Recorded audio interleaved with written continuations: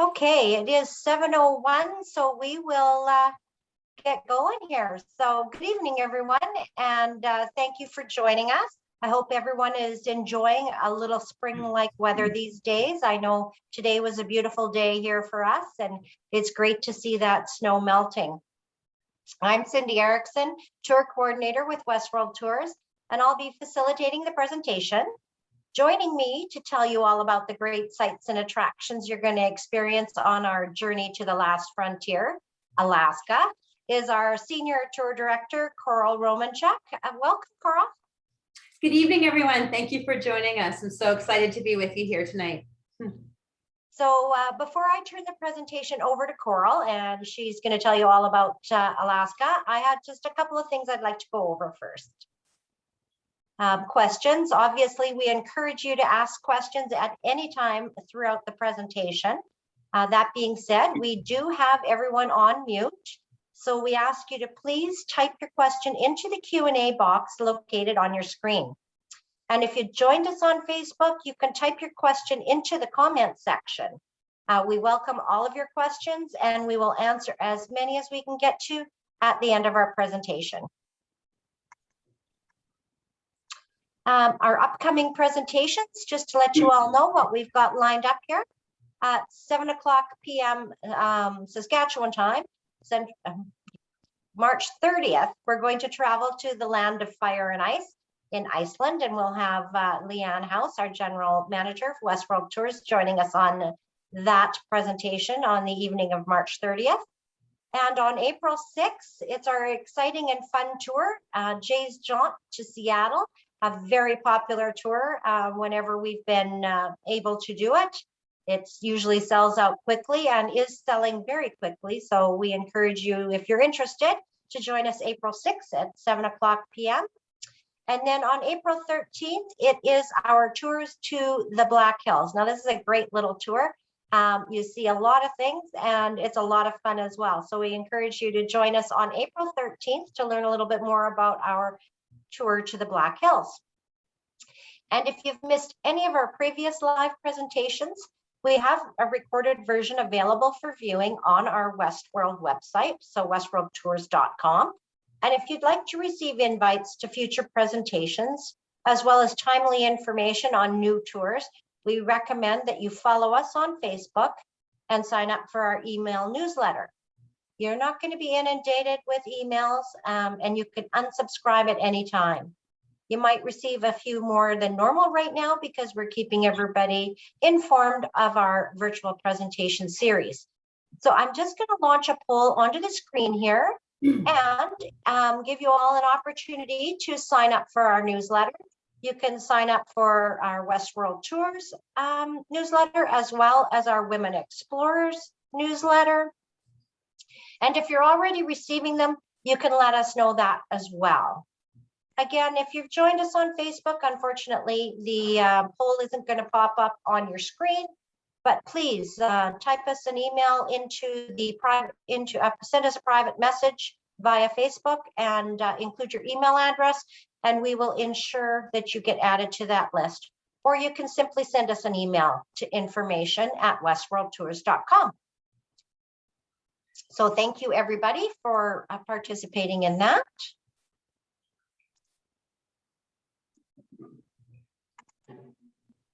So a little bit about Westworld Tours. We are Western Canada's premier tour company, and we've been serving Canadians from coast to coast with escorted travel throughout North America and around the world since 2000. We present quality components, including excellent accommodations, modern, comfortable coaches, professional tour directors, experienced, courteous drivers, and luggage handling. We take in all the important sites and attractions and include several meals throughout the tour as well. Many passengers have chosen our first-class style of touring, enjoying the great value, security, and stress-free environment, all while making new friends along the way. And we know our tour directors enjoy getting to know you while on tour and love to see familiar faces, as I know Coral will express during her presentation. Speaking of familiar faces, I'm going to launch another poll on your screen. And we would like to know how many watching this evening have traveled with Westworld Tours before. And let me just get that up here and I will launch that one. There we go. So I'll give everybody a chance to reply to that.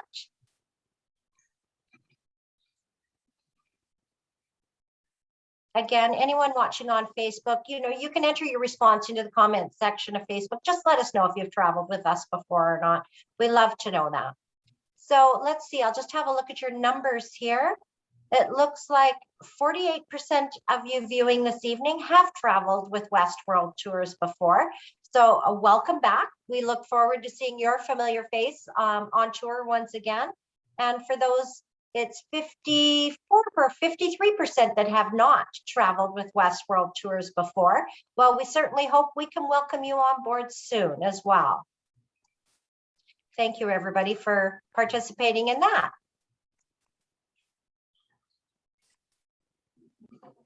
So Alaska and the Yukon, we'd ask you to join us June 9th to the 28th of this summer. We do still have a bit of space left available on this tour. It is filling quickly. So in Alaska, you're going to immerse yourself in the serenity of the rugged and stunning scenery of Alaska and the Yukon. And you'll discover the history of one of the world's most famous highways. You'll visit famous gold rush towns. You'll see the wildlife, glaciers, ice-capped mountains, and so much more. I know Coral will go over the itinerary with you and tell you a little bit more about, the famous highway that we're going to travel on, the gold rush towns, and her knowledge is definitely vast when it comes to Alaska and Yukon, one of her favorite locations besides Churchill. So at this point, I am pleased to introduce you to Coral Romanczuk. Coral has been with Westworld Tours for over 20 years, having traveled the globe extensively. She has set foot on all 7 continents and brings a wealth of knowledge and experience to her role as Senior Tour Director with Westworld Tours. Welcome again, Coral, and I can't wait to hear what you've got to share with us about Alaska. Thank you so much, Cindy. Everyone, I just want to again say a big welcome to you all, and it's an absolute pleasure to have you all joining us tonight. It really is my most sincere pleasure to have the opportunity this evening to tell you about Westworld's tour to Alaska and the Yukon. I am proud to say that I am born and raised in the prairies. I am a Saskatchewan girl by birth, but my heart really does live in the north, as Cindy was saying. I do live most of the time now in Churchill in northern Manitoba, and I have loved the north for many, many years. Alaska and the Yukon is so close to my heart, so you'll have to forgive me if I just gush on and on a little bit this evening about how beautiful it is and what a wonderful tour it is. I can't help it. On a personal note, I have been to Alaska and the Yukon. I'm at 20 right now. It's 20 trips for me. And the majority of those trips are tours I've guided for Westworld. And I've done, different itineraries over the years, but I can honestly tell you after all those trips to Alaska and the Yukon, I am genuinely just as excited every single time I have the opportunity to go back as I was the first time. It's such a stunning tour. It really is. And you're going to see some great slides tonight that Cindy has included in the presentation for us. But everybody loves a good map. I think we all do. And it's always really nice to start our presentations with a look at the routing of where we're going. So tonight we are talking about our Alaska and the Yukon all coach tour. And so a nice look at the map here. You can see starting points through Regina and Saskatoon, making our way up to Edmonton, and then beginning the journey northwards through Fort St. John. We'll be overnighting there. We'll be overnighting in a beautiful little frontier town of Fort Nelson, British Columbia. And then we'll be crossing the border into the Yukon up at Watson Lake, just across the border. They call it the gateway to the Yukon, in fact. We'll be making our way up to Whitehorse and then to Dawson City, and then all the way over on the top of the World Highway up to Fairbanks. We'll have a wonderful day cruise to look forward to. coming down through Anchorage, Valdez, and then a little jaunt over into Skagway, and down on the Cassiar Highway through Dease Lake, Smithers, Prince George, and then making our way back to Edmonton again. So that is just a quick look at the route that we'll be taking. I should say as well, too, we're actually going to be on a few different highways on the trip. Cindy mentioned to you the historic Alaska Highway. We're going to be talking about that shortly here, but we're going to be on the Alaska Highway, but plus we'll be on a few others. We'll be on both the North and South Klondike Highways, the beautiful Top of the World Highway. We'll have a little jaunt, just a short one, on the Richardson Highway, and then coming home, we'll be on the Cassiar Highway as well. So it's really nice. You'll see a lot of scenery and not a lot of repetition, because some of you might be aware of this. There's really not a whole lot of roads in the Yukon and Alaska, and yet you see very little repetition of the scenery. So many fantastic sites we'll be taking in. This screen that you're looking at right now just shows some of those highlights. And I was thinking about this screen earlier today, that if I did, and I won't do it, I could probably just stay on this screen and talk for about 10 minutes on just about everything that you're seeing here. But you do have the various highlights listed, but we're going to go through those as we visit the screens ahead in the presentation. But before we do that, have a look at those dates, everybody. June 9th to 28th are the dates that we're going to be on the tour. I love the month of June for this tour. And sometimes I get asked by people, you know, when is a good date to go to a certain place? And inevitably, I will always tell people that June is an ideal time to go to the Yukon and Alaska. And if any of you listening this evening are wondering why that would be so, there's a few reasons for it. One is the weather is usually consistently lovely. Now, certainly it's possible to get some rain, of course, in June, but usually it's lots of sunshine and lots of just really nice temperatures, usually low 20s, you know, 22, 23 Celsius, something like that. June is also nice because we're not too far into the summer in the north yet. And as they get farther into the summer, the insects tend to start to get worse up there too. So June is not too bad for bugs. And then, of course, the other thing, the land of the midnight sun. And that is one of the, of the mottos of the north, the land of the midnight sun. And it is extraordinary to be experiencing daylight at midnight. And we'll definitely have the chance to do that on the tour. So those are just a few of the fun things that we have in store, and some of the reasons why we like to go in June. We also like to have some fun picnics too, and we can do that in June when the weather is really nice. So we've left Edmonton behind, and in this screen here, we've made our way up to mile 0 of the Alaska Highway. And this is not an overnight stop for us, but we will be stopping for some time in the afternoon in a special little town called Dawson Creek, BC. And Dawson Creek is famous for being mile 0 of the Alaska Highway. And I want to share with you just a few facts I think you might find interesting about the Alaska Highway. But before we do that, let's have a look on the left-hand side of the screen. You're looking at 2 different signs, in fact, for mile 0. The one in the top left-hand corner is a little bit tricky to have your picture taken next to. And the reason is, if you can sort of tell that, I guess, looking at the slide, it is literally right in the middle of the intersection in Dawson Creek. And I don't know why, maybe they just get tired of lots of visitors, but I find traffic doesn't really slow down that much in Dawson Creek for guests trying to take their picture in the middle of the street. So I really don't recommend it that much. But that is technically a mile 0, but down below in the left-hand corner, they have graciously created another sign next to the visitor center, and that's a really good spot for a photo op of the Alaska Highway sign at mile 0. In fact, with Westworld, we often, as tour directors and guides, do a group picture in front of mile 0. So Alaska Highway is technically 1,422 miles in length. We don't have a slide this evening of mile 1422, so I'll just go ahead and tell you it ends at Delta Junction, Alaska. So from Dawson Creek, BC to Delta Junction, Alaska, although unofficially it continues on to Fairbanks, and that's what the Richardson Highway is. It's an unofficial extension of the Alaska Highway for another 155 kilometers beyond. And also, if we were going to be really technical, over the years there have been some, shortening, taking out a few curves. So yeah, there's that as well. But we always say the Alaska Highway is 1,422 miles technically from beginning to end. It's sometimes known as the Alcan Highway as well too. You will hear that from time to time.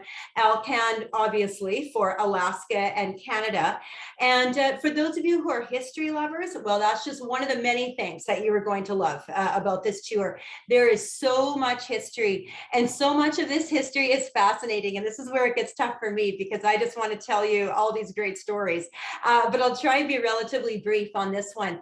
Initially, the idea of building a highway to Alaska through Canada had been proposed as early as the 1920s.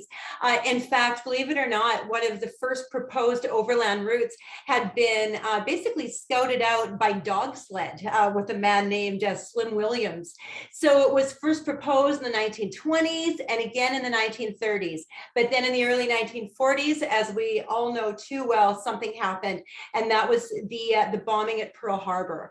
And that suddenly made it much more of a priority to have an overland military route through Canada to Alaska.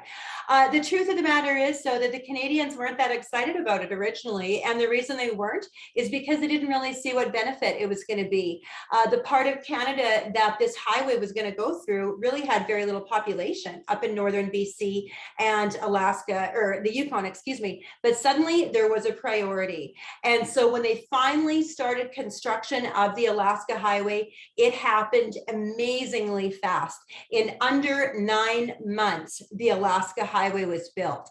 So it was February 1942 when President Roosevelt approved the construction. And the deal was the Canadians would provide the right of way as long as the Americans took care of the cost. And that's exactly what happened. So the Americans paid for it, the Canadians provided right of way, and also they wanted one more thing too. The Canadians said once the war was over, the highway should be turned over to Canada, and that happened as well.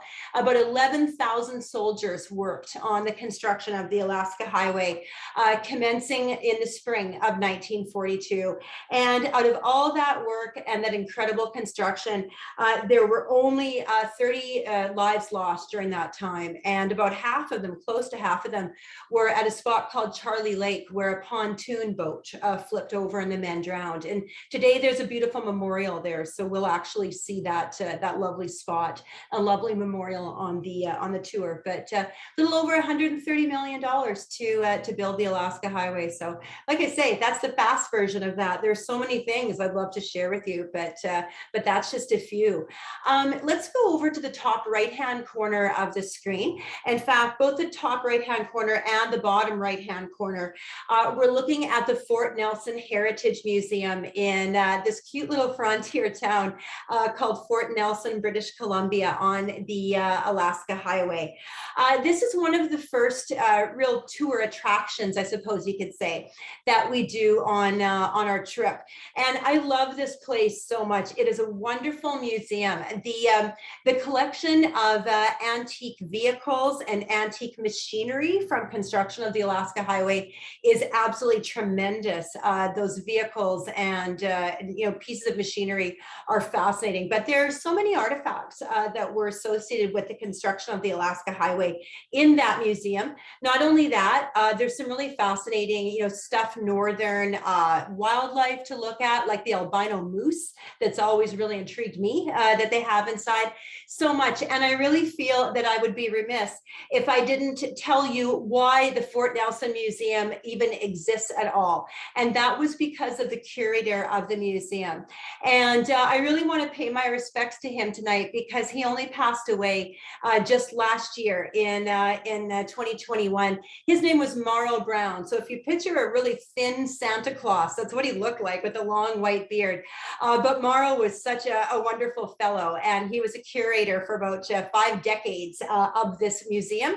He was the one that started the collection. He came came to the north to work at one of the military construction camps, and realized that it was a shame that so many pieces of machinery and so many bits of history were just being tossed away. And so Marl Brown was the one who realized that there was a need for preservation of some of those artifacts and started the Fort Nelson Heritage Museum. So his input and his passion and his commitment to the history of the Alaska Highway will live on for years to come in Fort Nelson. So it's really a wonderful spot. And not only that, they say that every one of those vehicles can actually run.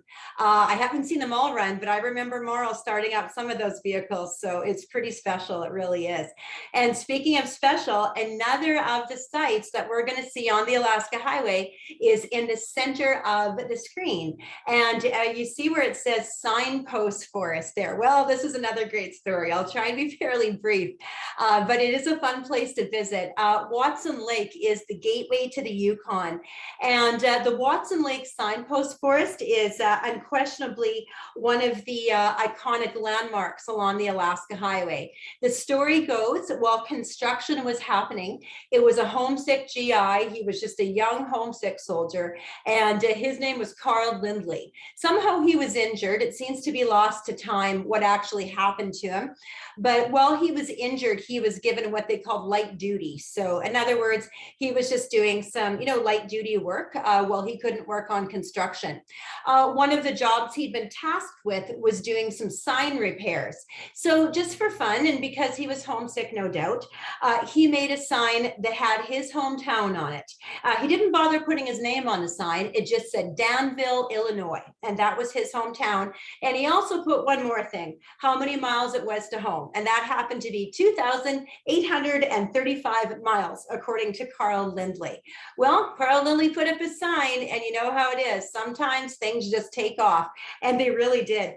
Earlier today, I did a quick little Google search to see how many signs there are currently in the Watson Lake Signpost Forest, because they are inventoried regularly. Today, there are approximately 91,000 signs in the Signpost Forest. So as you can tell, it really did catch on, and there is everything there. Elaborate, beautiful signs that someone, painted and made before their vacation going north. Sometimes just a cookie sheet that somebody took out of their RV and hammered their names into it.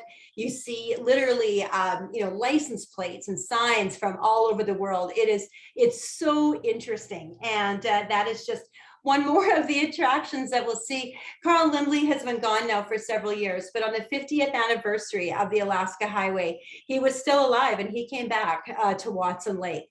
His original sign is long gone. It was just made of wood, but he made a new one then. And after Carl Lindley passed away, that second sign he made went into the visitor center. So today on the trip, you can pop into the visitor center next to the Signpost Forest and take a picture of that sign. And of course, with Westworld, we also like to do a group sign, and we also like to encourage our guests to bring their own signs from home. Moving up the highway, we are going to be making our way to Whitehorse, and then after Whitehorse, we'll be making our way to Dawson City. Now, if I had to list my top 5 favorite places in Canada, there is, and I've been very blessed, I've been in every province and every territory. I could tell you that there's no doubt in my mind that Dawson City, Yukon would easily make my top 5 favorite places in Canada. In fact, something I love to tell my guests on this tour, when they're thinking about embarking on a tour to Alaska and the Yukon, is every day you just think the scenery can't get any prettier. And for day after day, it just does. It just gets more and more beautiful every day. Let's start on this screen with the photo in the center at the bottom. You see that beautiful turquoise water there. And what you're looking at, everyone, is called Miles Canyon, and it's just outside of Whitehorse. And you might even recognize possibly some famous words that were inspired by Miles Canyon. There's a land where the mountains are nameless and the rivers all run God knows where. There are lives that are erring and aimless, and deaths that just hang by a hair. There are hardships that nobody reckons. There are valleys unpeopled and still. There's a land, oh, it beckons and beckons, and I want to go back, and I will. Those are a few words from a poem called The Spell of the Yukon. And there were some great writers that lived and worked and wrote in the Yukon territory. And one of those was a man by the name of Robert Service. I'm a big fan. I'm sure some of you listening tonight, I sure hope so, are fans of Robert Service as well. And his name is always linked to not just to the Alaska Highway, but certainly to the Yukon and to Whitehorse and Dawson City, where he wrote many of his famous poems. But The Spell of the Yukon was inspired by Robert Service's walks and just, walking and thinking to himself along the banks of the Yukon River up Miles Canyon outside of Whitehorse. So we are going to have a couple of screens with a look at Whitehorse. But if you go to the top right-hand corner, you're actually looking at another slide from Whitehorse. Whitehorse, of course, is the capital of the Yukon Territory. By the way, everyone, I also feel that I would be remiss if I didn't tell you how beautiful the Yukon is. Sometimes I feel that the Yukon gets a little bit overshadowed by Alaska, but the Yukon is absolutely gorgeous. It really is.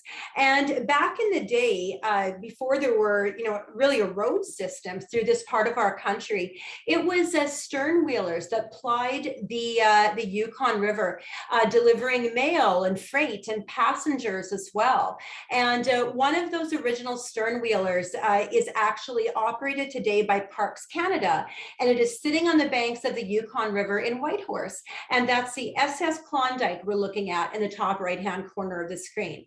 And I'm very happy to tell you that we will have a chance to tour the SS Klondike. And again, you're going to be really fascinated by the history here. And it has been lovingly and painstakingly refurbished and restored to look to how it did when it was navigating the Yukon River. It operated until the early 1950s. At that time, they briefly tried to make it into a river cruise boat, but that was short-lived.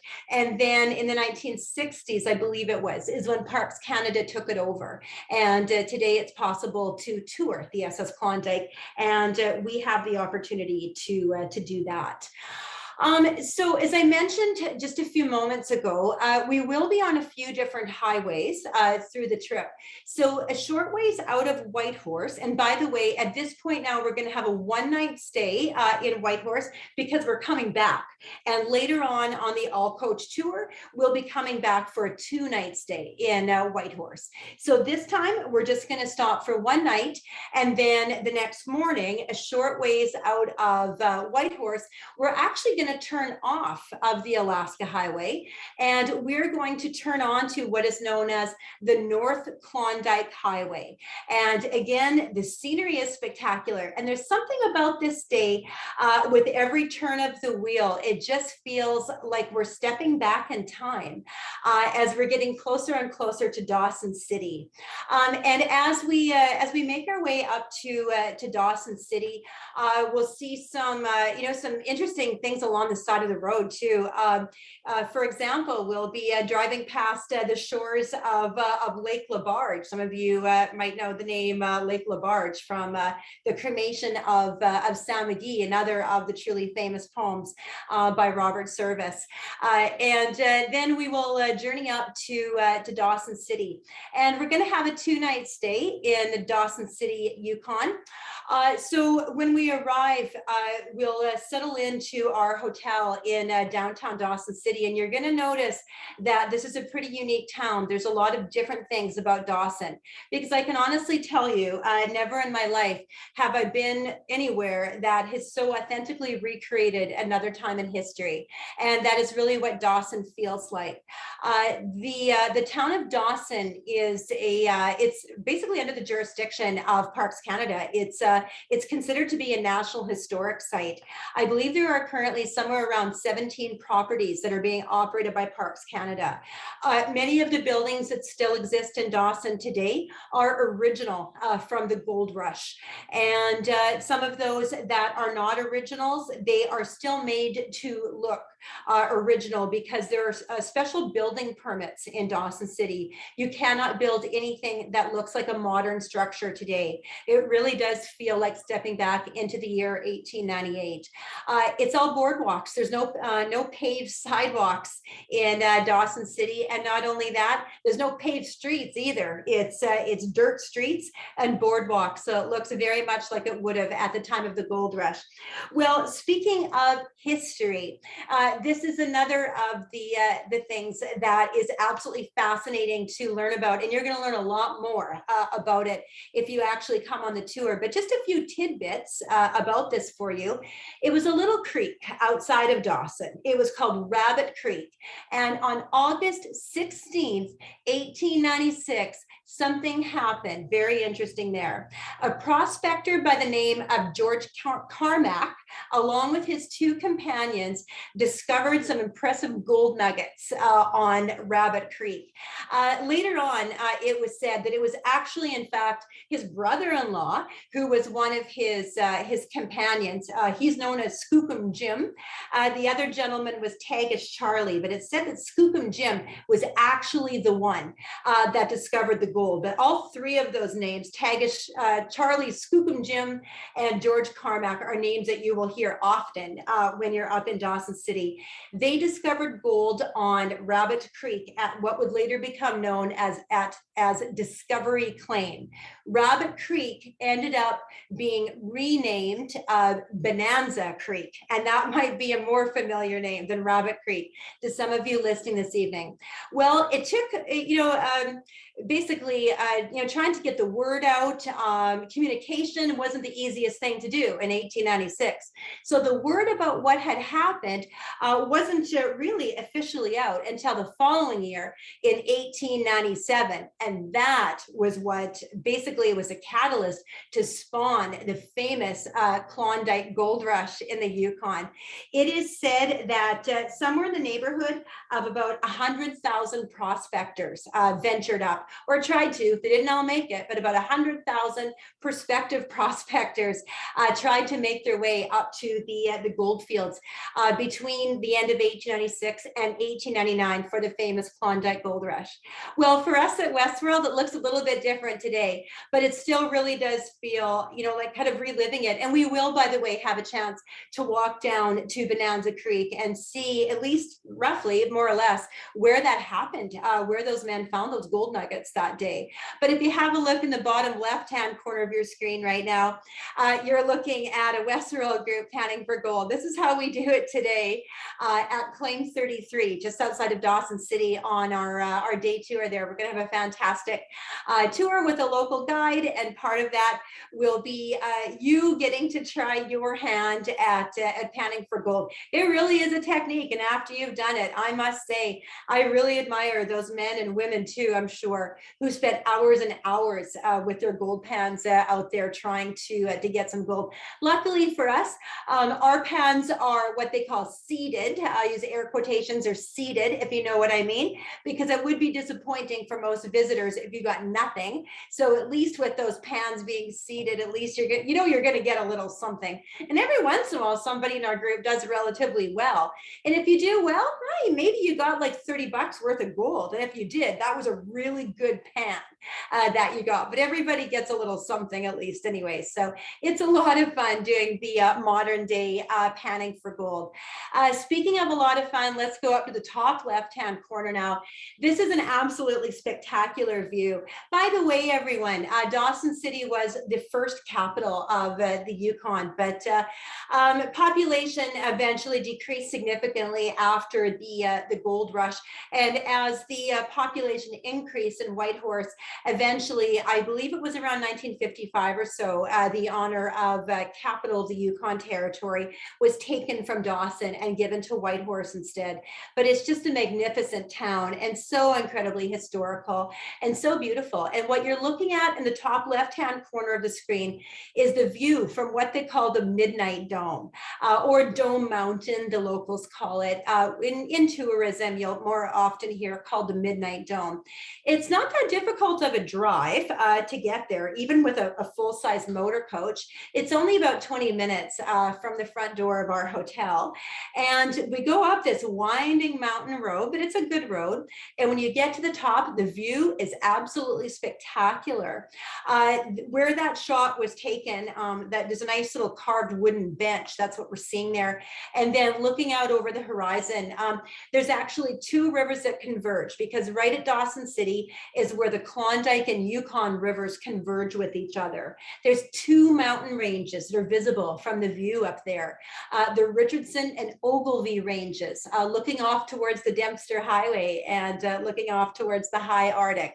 And something much closer to Dawson that's very, very interesting are the gold tailings left behind from those big gold dredges, because eventually gold dredges became the much more efficient way for panning for gold. And they would leave huge gravel ridges behind, which are today considered historical. So those gold ridges, those tailings have never been cleaned up.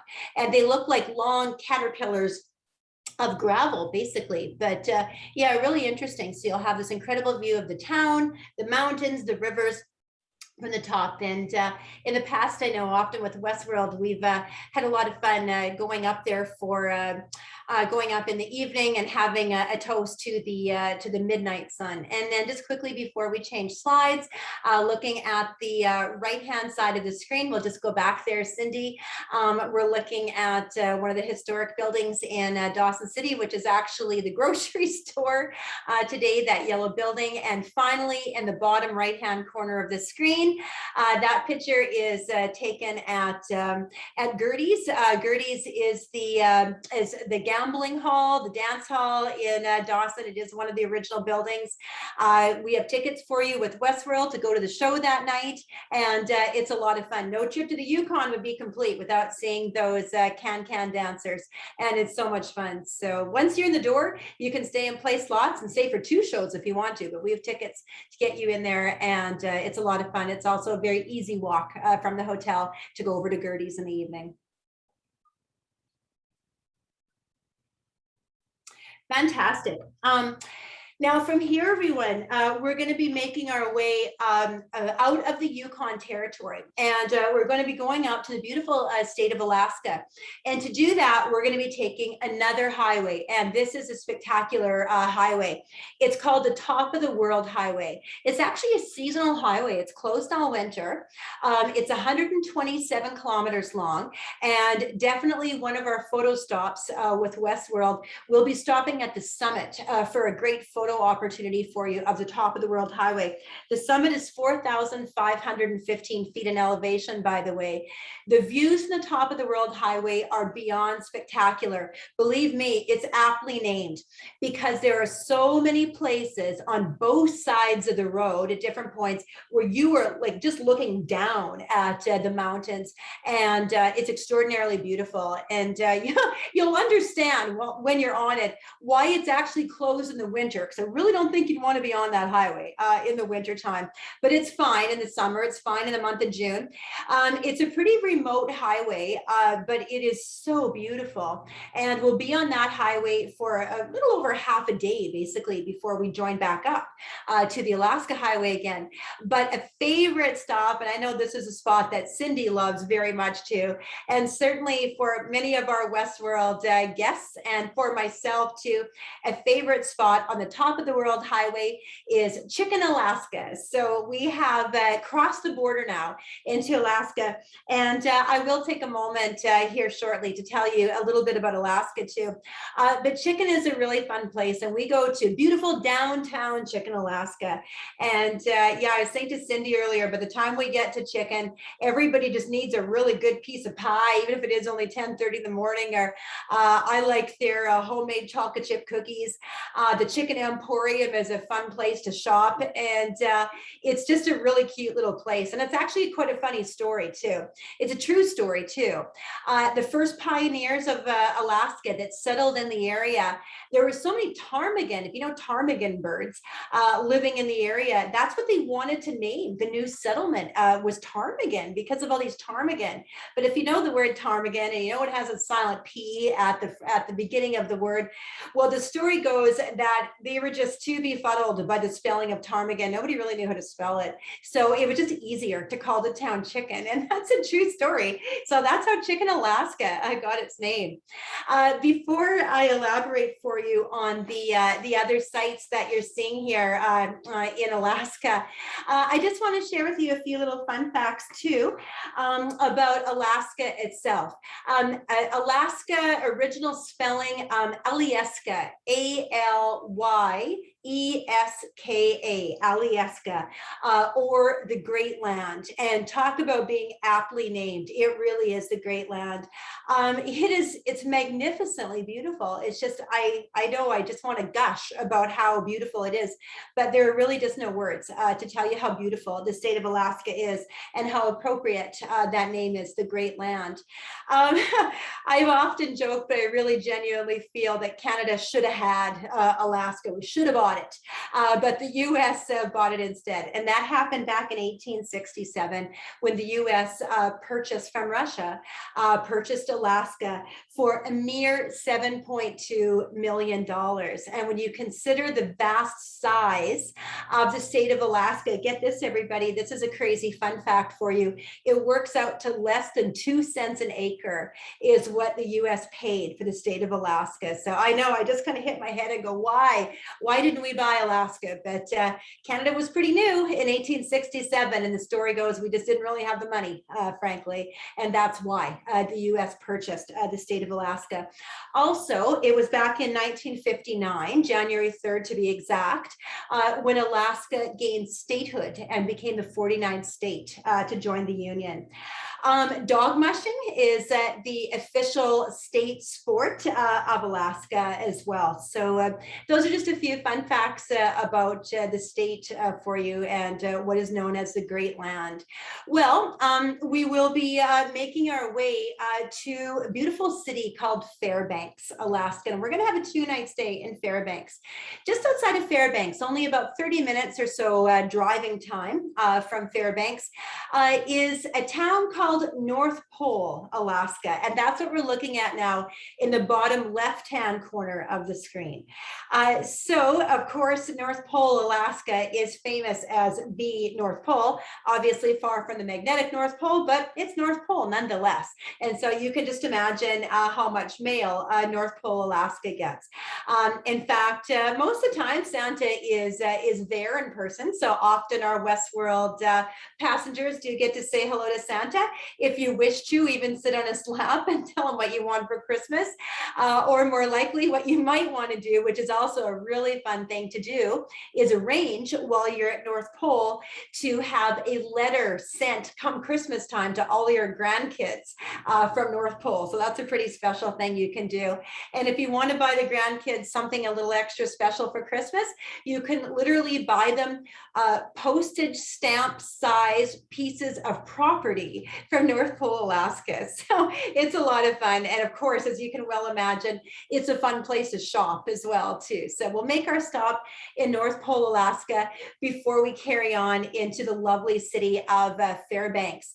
As I say, we're going to have a 2-night stay in Fairbanks, and also we are going to have another wonderful city tour of Fairbanks, and then we'll have some time to do some exploring on our own after the city tour. One of the things that we're going to be doing on our own as a group, but without our step-on guide, is a wonderful paddle wheeler cruise ride. It's about a 3-hour trip. Sometimes we do it in the morning, depending on our itinerary that day. Quite often it's an afternoon paddle wheeler trip. And that is what you're looking at in the top left-hand corner of the screen. So that is going to be one of our activities during our stay in Fairbanks. So yeah, we're gonna see some really interesting things on there. A lot of the action from the paddle wheeler cruise actually happens on shore, and we're standing, if you can maybe even see in that photo, folks standing on the decks of the paddle wheeler it's called the Riverboat Discovery, by the way.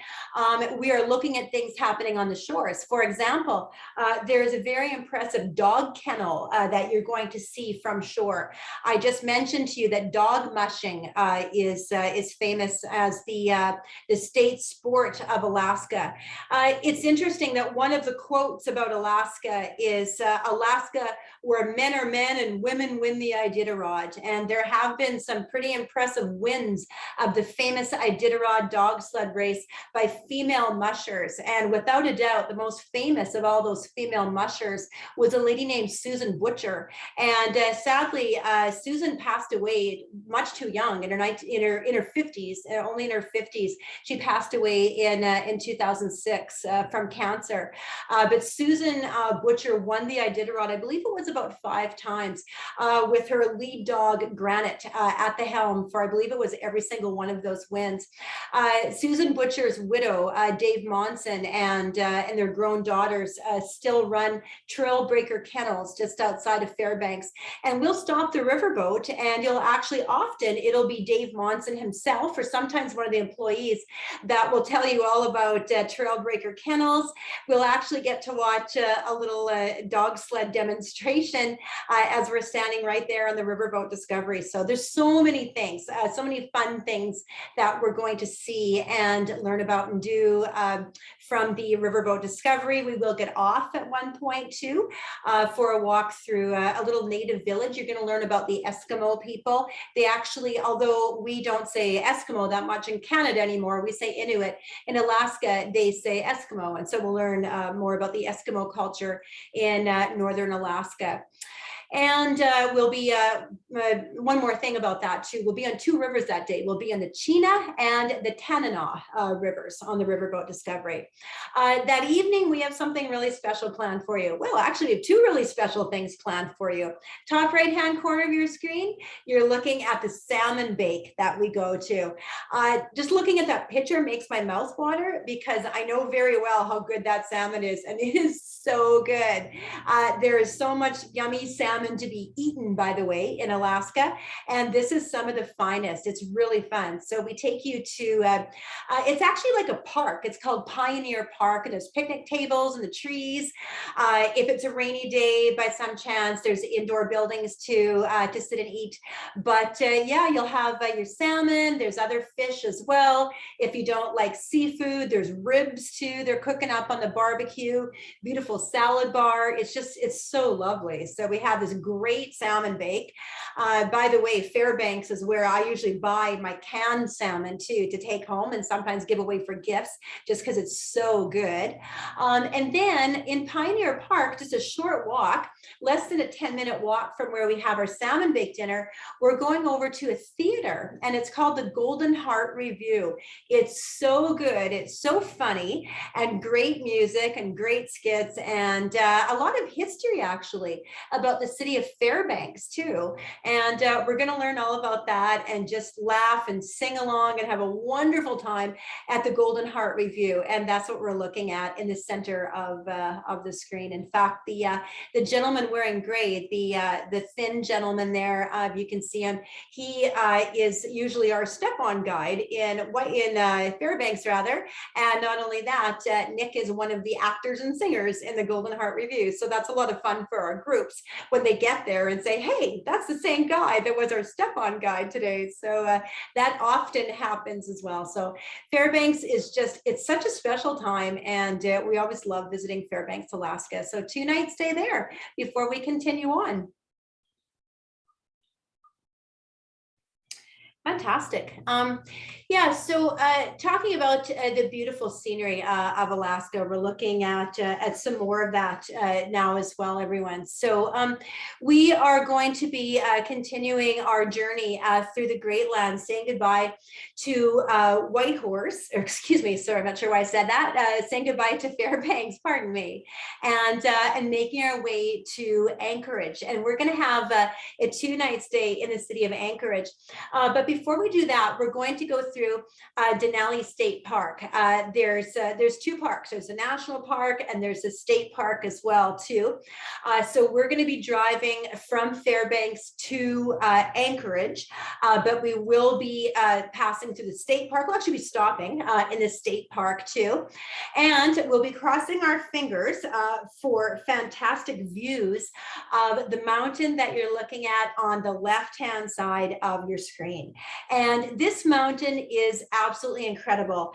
They call it the High One, and its proper name is Denali. It was for many years also known as Mount McKinley. For a long time, the way it worked is the mountain was still called Mount McKinley and the park was called Denali. A lot of people didn't really like that. The proper name, what it had been for centuries, was Denali. President McKinley never actually even saw it. He never even went. So it was called Mount McKinley, but a lot of people preferred Denali. I have to admit, I always preferred the name Denali too, because it's just so appropriate. It means the high one, and truly it is. And just in 2015, something interesting happened. It was actually President Obama who officially changed the name back from Mount McKinley to Denali. So today, both the park and the mountain are named Denali. But of course, you do still hear some people today refer to it as Mount McKinley. So the names are often kind of interchangeable. But regardless, it is the high one, and it is incredible. The mountain that you're looking at is on a very clear day, sometimes visible all the way from Anchorage, 130 miles away, if you can imagine.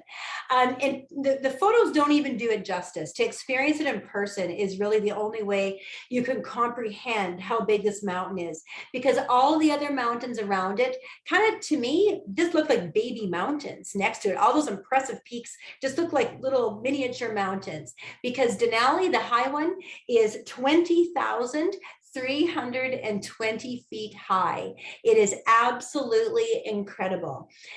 It's so big that it often creates its own weather patterns. So there's a lot of technical reasons why that is the case. It has to do with the proximity to the ocean where Denali is located in the Alaska range of mountains.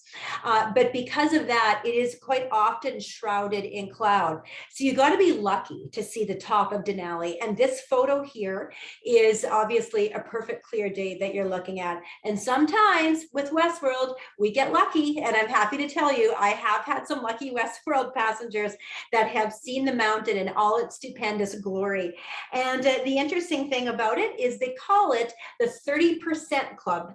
And the reason they call it the 30% Club is because that's basically what your odds are of seeing the mountain. So if you're lucky enough to join the 30% Club, of course, you have to buy the coffee mug or the drink coaster or the t-shirt or whatever. You got to buy something that says a 30% Club, because you really should brag about seeing the top of Denali if you were that lucky. I was actually reading a quote that I thought was kind of cute about seeing Denali. They say there's 2 types of visitors that go to Denali.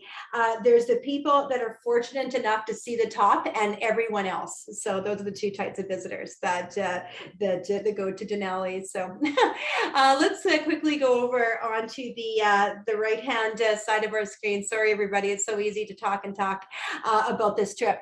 Anyhow, you are looking at a shot of a beautiful Anchorage on the center of the right-hand side of the screen, with the lovely Chugach range of mountains that frame it as a backdrop. Anchorage is not the capital of Alaska, that's Juneau, but it is the largest largest city by population. 293,500 people live in the city of Anchorage.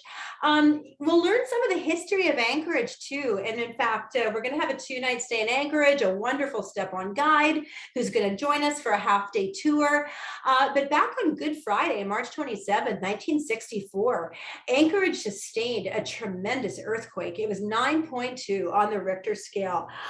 Fortunately, there were not a lot of deaths. There were, well, too many. There was 131 people who perished in the quake.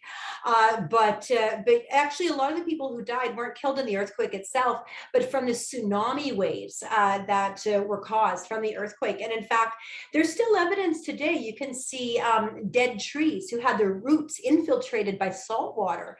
And so it's actually still evidence of that 1964 earthquake. So some pretty interesting history. And then just quickly going down to the bottom right-hand corner of the screen, you're looking at, it's a shot taken from the air, but it's Alaska Wildberry Products. And this is a really fun place to visit that we're going to stop at with our Westworld group in Anchorage. Alaska Wildberry Products is famous for the local chocolates that they make. They're so good. It really became popular when they started making jelly-filled chocolates from different types of local wild berries, like blackberries, for example. Some of you listening tonight may have had fireweed jelly in your travels. They do fireweed jelly filled chocolates that are really good. Something else they're really famous for at Alaska Wildberry Products is their 20-foot tall chocolate waterfall. So it's not water, of course. It's, you know, kind of want to fall back on the word waterfall, but it's technically a chocolate fall is what it is. And it greets you as soon as you walk in the door inside, made with copper candy kettles with chocolate falling from level to level, but it's 20 feet tall. So that's worth a picture before. Trust me, you don't want to eat that chocolate, that's for sure. But it is a great photo op, that's for sure. And they'll have some yummy samples for you, and inevitably you'll probably end up buying some chocolates there. I know I always do, for sure.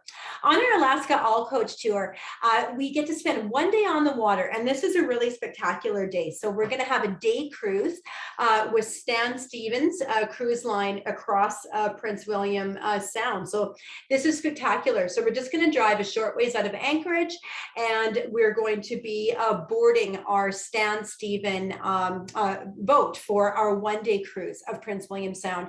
And the scenery is absolutely spectacular. It really is. You see Valdez up in the top left-hand corner.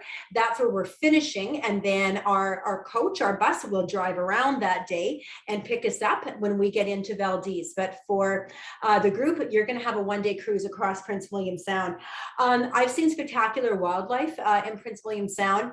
Of course, sea otters, for example, you're going to see those. You're certainly going to see bald eagles as well.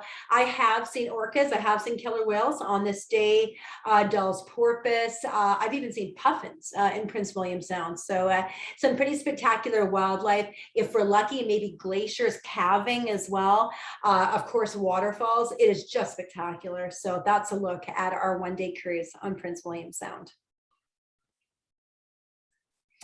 And there's so many more things I could tell you about, everybody, things that we just don't have time to talk about, because I know time always gets away on me when I talk about this trip, just because there's so many things I want to share with you.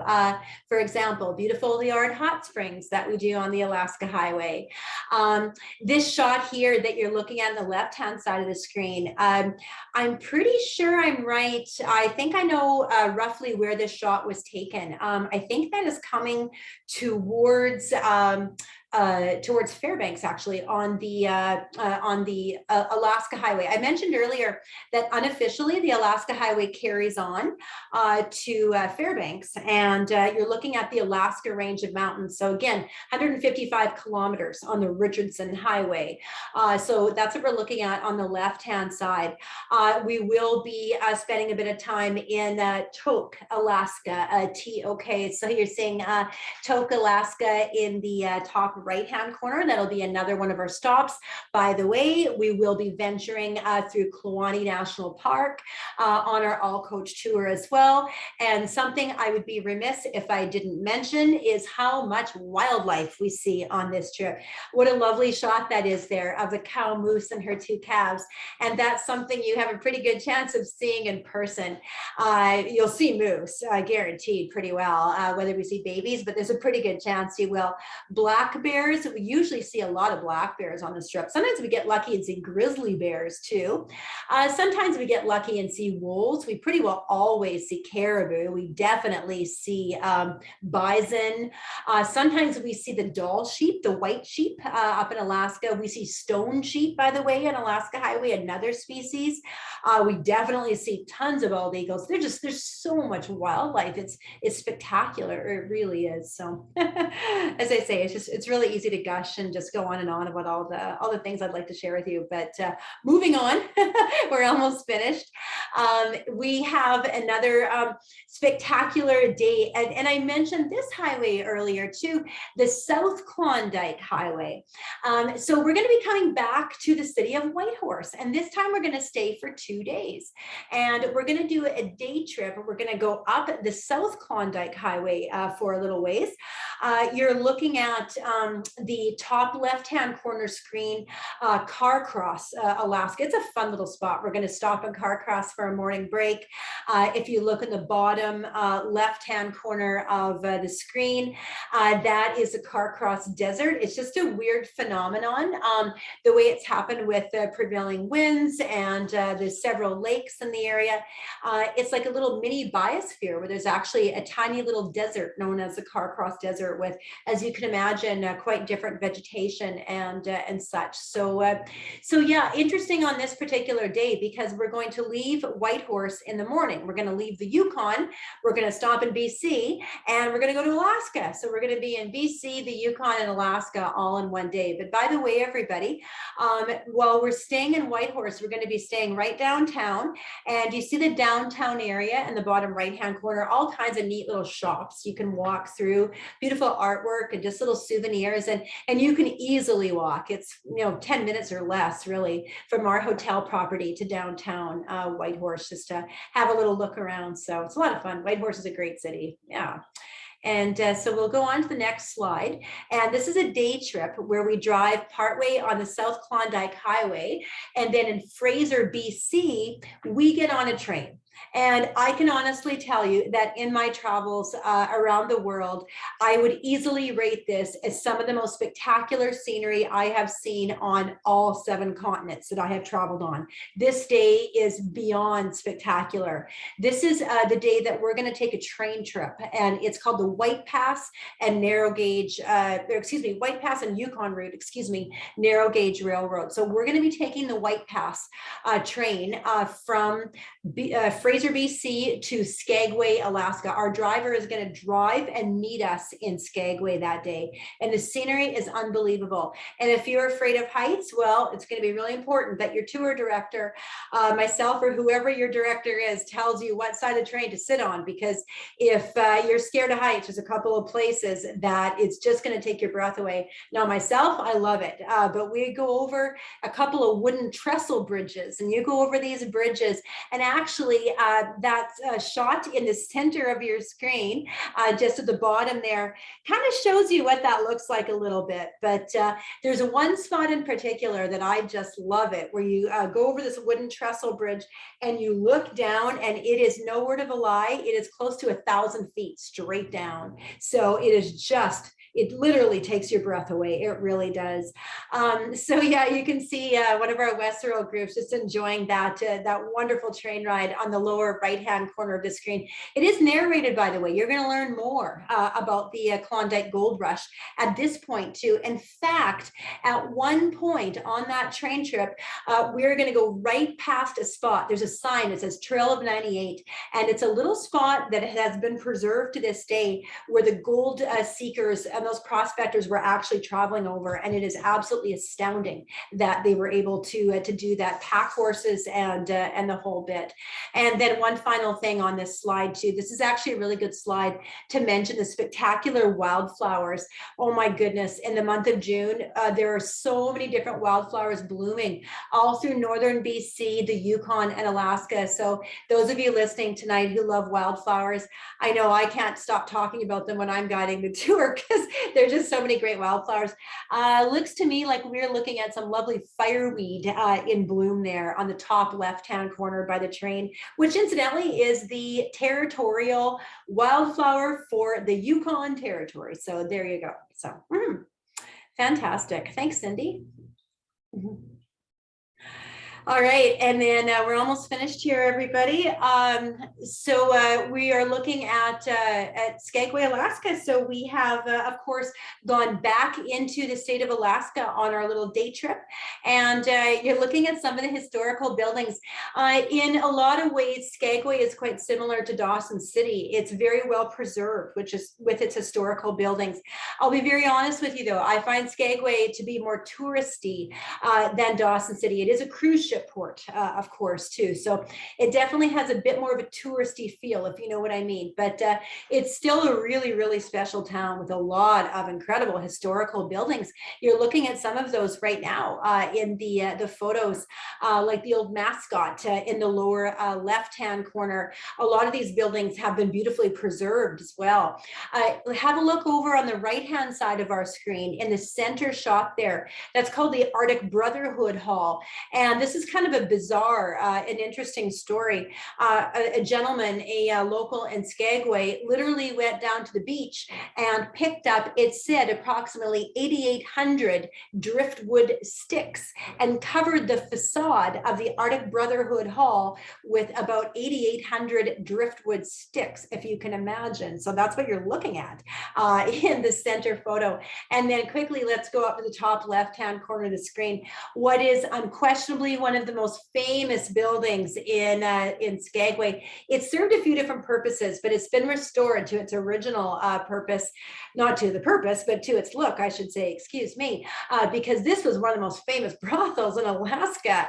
And you can actually do brothel tours at the famous Red Onion Saloon. I've been on the brothel tour, purely for educational purposes, of course, but it's quite interesting, and they have some fine local beers in there as well too. So it's quite entertaining touring the Red Onion Saloon. But so much history in Skagway, and today the population of Skagway is only about 1,000 people, but during the height of the gold rush, it went up to about 20,000 people, and apparently it just got so overrun with people. At one point, they described Skagway as little better than hell on earth. That's a famous quote about Skagway, but that was the height of the gold rush. And today it's really a lovely place to visit. So we'll have a chance to visit Skagway. And this takes us to our very last slide. As I was saying, not a lot of repetition of the scenery, which is great. So from Skagway, we're going to venture back with our bus to Whitehorse, and then we'll just have a little bit of repetition going down near Watson Lake. We're going to veer off of the Alaska Highway and catch the Cassiar Highway. Beautiful highway. Typically tend to see lots of wildlife on that highway as well too. We are looking one last shot at Whitehorse in the top, and that is Dease Lake on the bottom right hand side of your screen there. We're actually going to be overnighting at Dease Lake. I don't want to forget mentioning Jade City. We'll be stopping at Jade City, of course, northern BC, quite well known for its jade deposits. In fact, if you didn't know, jade is the official mineral for the province of British Columbia, and so we'll stop in Jade City, maybe do some shopping there, and then we'll be overnighting overnighting in Prince George. That's Mr. PG holding up the Canada flag there on the left-hand side of your screen. So we'll overnight in Prince George, and we will have a lovely farewell dinner. So what a wonderful tour, everyone. I wish I could just keep talking because there's so much to say, but I think that is enough listening to me. So thank you so much for joining us for the presentation this evening. And this is a tour that's filled with history, incredible nature, and incredible scenery. And it's a tour I just can't say enough about. What a special tour it really is. And I really hope that you all have the chance to do it, or maybe do it again a second time as well. So thank you so much for joining us this evening. And on that note, I'll turn it back over to Cindy. Oh, Coral, thanks so much. I mean, your love and knowledge of Alaska and the Yukon just never ceases to amaze me. I sometimes just sit here and I get so engrossed in what you're saying that I forget to advance the slide. So, or I run too fast ahead. I get excited, but we really appreciate you coming on and sharing your love of Alaska and the Yukon with us tonight. And now let's get to some questions here. Hopefully we've got some questions we can answer. Let's just see. Now, everybody, if you do have any questions to answer, now is a great time to enter them into that Q&A box located on your screen. And looks like, Coral, oh, we just had one come in here. I was going to say, you've done such a good job. We haven't gotten any questions. Does the tour bus have Wi-Fi? That's a great question. Our tour bus is chartered out of Canada, and we do have Wi-Fi on the coach while we are traveling in Canada, up until we cross into Alaska. And at that point, no, we will not have any Wi-Fi on the coach at that time. But all of the hotels that we will be staying in will have Wi-Fi available. And for the most part, it's complimentary Wi-Fi. And, you might have to get a password, but that password you can get at check-in. And you will have no problem connecting to Wi-Fi throughout the tour, just not always on the coach when we're in Alaska. And are there any other places to join the tour except at Saskatchewan, for example, join in? Absolutely, you can join anywhere we travel through en route.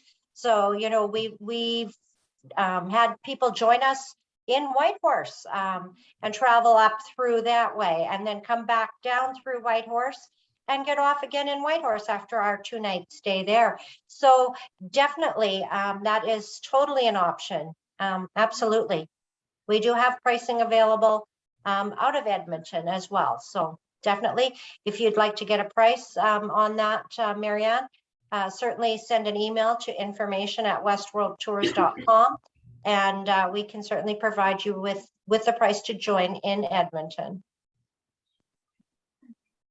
I'm not sure if there's any more questions out there. Those were some great ones. I'll move on here. And just like to thank everybody again, as Coral did, for joining us this evening, and to let you all know that we will have an email sent out to you that will contain a link for all of the information on this tour. And you can always reach out to us, as I mentioned in the previous slide, to us via email at information@westworldtours.com. And you, by all means, follow us on Facebook, Westworld Tours. For more information, you can contact, or to book, you can contact your local travel agent.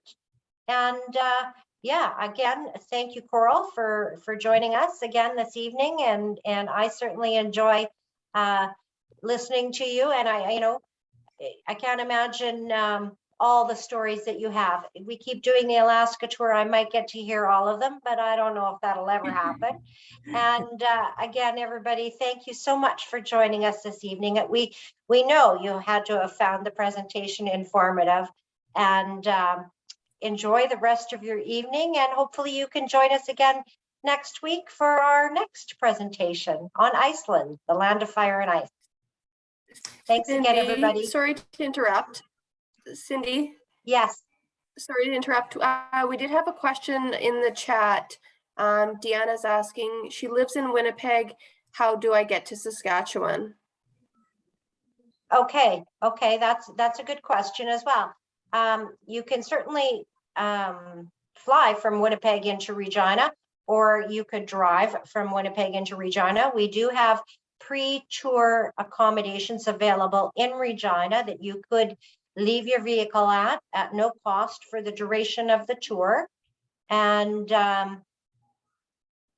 yeah, that's an option for you there as well. So by all means, send us an email and we can get you a price, including those overnights in Regina where you can leave your vehicle at no cost. And you could also fly from Winnipeg to Edmonton too. Yes. If you don't want to take the drive from across the prairies into Edmonton. Absolutely, yeah. Or you could fly right into Edmonton and join the tour there as well.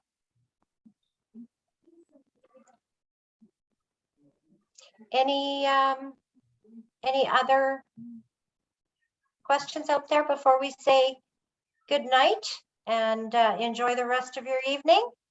Nothing on Facebook, Leanne? No? Okay. Coral, you've done an awesome job. See, you've answered everybody's questions. Well, thank you so much. And again, everyone, there's so many good stories to tell you about this trip. I would talk for another half an hour, but I think that's probably enough listening to me for tonight. But it was really a pleasure to be here with you this evening. So thank you all so much.